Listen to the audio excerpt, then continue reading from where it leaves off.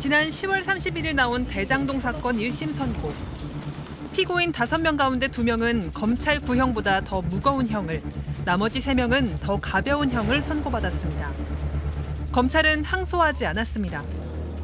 이튿날 새벽 검찰 내부망 이프로스에 이 사건 수사팀장이었던 강백신 검사가 쓴 글이 올라왔습니다. 강 검사는 수사팀은 만장일치로 항소를 제기해야 한다고 했지만 대검찰청이 재검토를 지시했다며 법무부가 반대했다는 이야기를 들었다고 주장했습니다. 노만석 당시 검찰총장 대행은 항소 포기는 중앙지검장과 협의해 내린 결정이라고 했습니다. 그러자 중앙지검장은 중앙지검의 의견은 달랐다며 항의성 사표를 던졌습니다.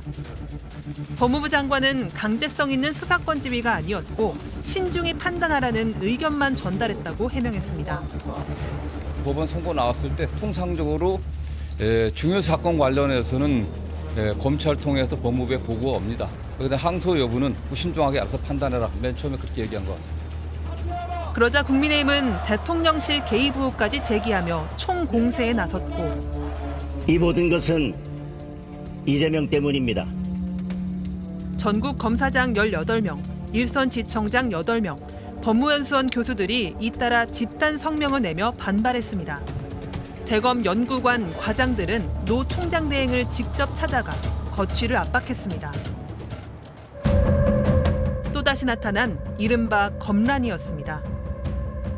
노만석 검찰총장 대행은 항소 포기 일주일 만에 자리에서 물러났습니다.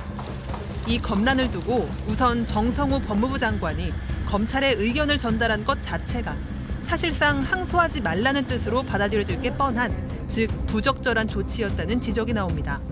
사실상 외압을 정성호 장관이 인정한 거 아닌가 싶습니다.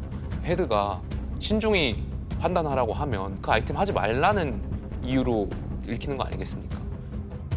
하지만 검찰의 이른바 선택적 검란을 비판하는 목소리도 거셉니다. 특히 노만석 검찰총장 대행의 처신을 두고 무책임하다는 비판이 쏟아졌습니다. 법무부의 의견은 수사지휘권이 아니라 말 그대로 의견 표명에 그쳤기 때문에 항소가 꼭 필요하다면 검찰이 항소하면 되는 상황이었습니다. 법무부 눈치를 보며 항소를 포기해놓고 후배 검사들이 반발하자 부당한 지시에 항의에 사퇴한 것처럼 행동한다는 겁니다. 독립된 행정관청이라면서요. 그러면 소신을 가지고 당연히 항소를 했어야죠.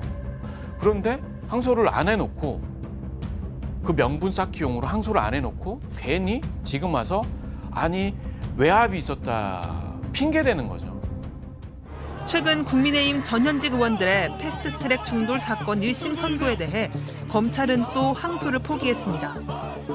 검찰 구형량보다 더 무거운 형이 나오지도 않았고 형의 종류도 구형보다 훨씬 낮아졌는데도 항소 포기. 그런데도 이번에는 잠잠했습니다. 반복되는 검찰의 선택적 반발. 특히 대장동 항소 포기에 대한 검사들의 반발에는 검찰개혁을 방해하려는 의도가 깔려있다는 분석까지 나오고 있습니다. 이때다 싶은 거죠. 그것을 빌미로 그것을 명분 삼아서 정치 세력화 다시 해서 판을 뒤집어 보려는 거죠. 스트레이트는 조국혁신당 박은정 의원실과 함께 지난 6년간 검찰 내부 게시판인 이프로스에 올라온 게시글 400여 건을 전수 분석했습니다. 수사권 조정과 검수 완박, 공소청 신설 등 검찰개혁에 대한 반발이 절대 다수를 차지했습니다. 윤석열 당시 검찰총장을 법무부가 징계하려 했을 때 국회가 동료 검사들에 대한 탄핵을 추진할 때도 똘똘 뭉쳤습니다. 하지만 김건희 씨 황제 조사 논란, 비올백수수와 도이치 주가 조작 의혹 사건을 불기소했을 때 게시판은 조용했습니다. 윤 전 대통령 구속 취소에 대한 즉시 항고를 포기하며 풀어줬을 때도 이의를 제기한 검사는 단 4명뿐이었습니다. 이래서 검찰 개혁이 필요하구나. 오히려 그것을 입증하는 그런 장면이었다고 생각해요.